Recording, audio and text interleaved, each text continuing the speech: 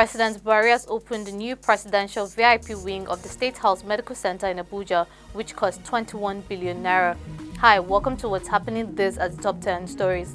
At number 1, President Buhari has opened the new presidential VIP wing of the State House Medical Center in Abuja, which cost 21 billion naira. His wife Aisha Buhari accompanied him to the ceremony and explained that the facility will prevent the president and his family from traveling abroad for medical treatment. Aisha said she came up with the idea for the project in 2017 after her husband had to stay abroad for medical treatment for a long time. At number 2, the Presidential Tribunal has refused counsel representing the other faction of the Labour Party to make an appearance in court on Friday. The 5-man panel led by Justice Haruna Sinami took this decision on Friday to avoid unproductive arguments on the court. Earlier, the presidential candidate of the Labour Party, Peter Obi, told the court he was representing himself and the party. Shortly after that, a senior advocate of Nigeria announced his appearance as also representing the party. It will be recalled that Justice Sinami, during last week's pre-hearing, refused to record the names of those representing the party as both factions introduced themselves in court. At number 3, the Director General of the National Youth Service Corps, Brigadier General Y.D. Ahmed, has insisted that the discharge certificate presented by Enugu State Governor-elect Peter Mba is not a genuine document issued by the NYSC.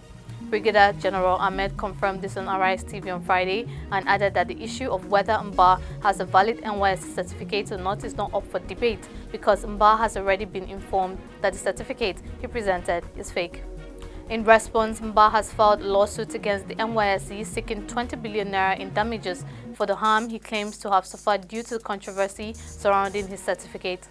At number 4, the candidature of Dr. Alex Oti, who was elected as the governor of Abia State, has been nullified by a federal high court in Kano State. In addition to Oti, Justice M.N. Yunusa's court also invalidated the candidacy of all Labour Party candidates in Abia and Kano State. The reason for this ruling was that their selection process did not comply with the provisions of the 2022 Electoral Act.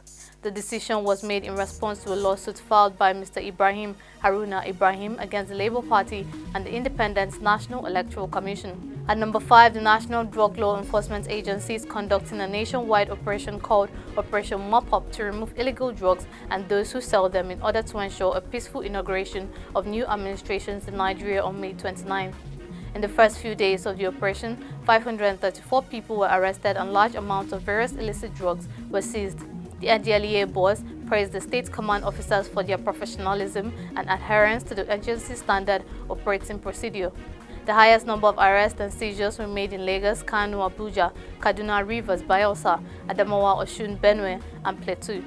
At number 6, the National Bureau of Statistics has reported that the average retail price of petrol per litre has decreased from 264 naira in March 2023 to 254 naira in April 2023, representing a 3.87% drop.